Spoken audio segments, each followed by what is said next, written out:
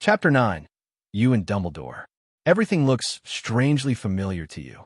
You look around in awe at the many portraits snoring, shuffling about, and eyeing you, and realize that even though you have only read of this place in a book and seen it in a movie, you know exactly where you are, Dumbledore's office.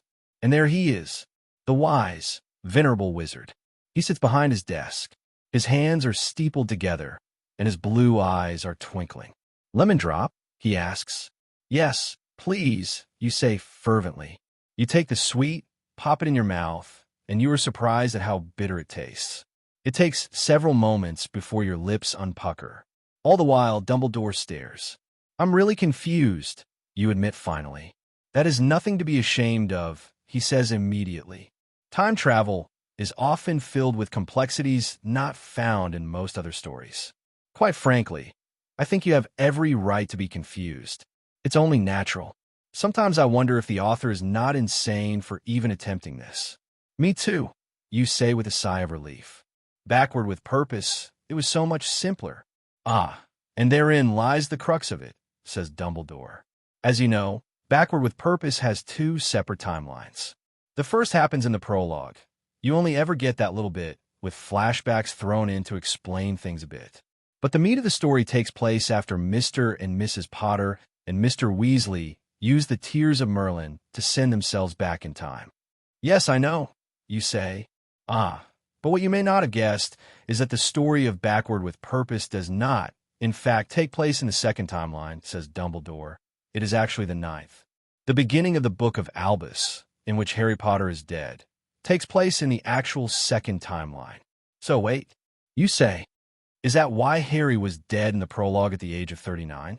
Because he was still alive in the epilogue in Backward with Purpose. And Harry was something like 50 in that." "Indeed," Dumbledore nods.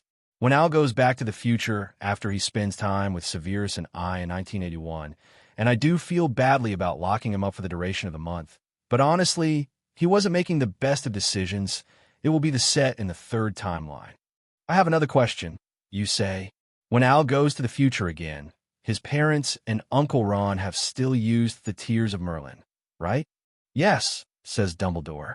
"Al's story is leading to the epilogue in Backward with Purpose, and that is set in stone. He won't change it so drastically that his mom and dad and uncle never came back in the first place. You will find, however, that with each of Al's jumps to the past, he changes things in subtle and not so subtle ways. I myself am very curious as to what kind of future Al will find after he had written that article." "Oh," you say. "Me too." He beams at you and Fox trills. "Okay," you say. "Just to make it absolutely clear, each time Al makes a jump, he changes things?" "Yes," says Dumbledore. "And the thing to keep in mind is that after each jump, Al skips forward several decades. So his family has had almost a lifetime to deal with the changes he has made. And I assure you, in some instances, the timelines will be vastly different from one another. I am curious as to what might have happened had Voldemort found out about the time travel." "Thanks, Professor," you say.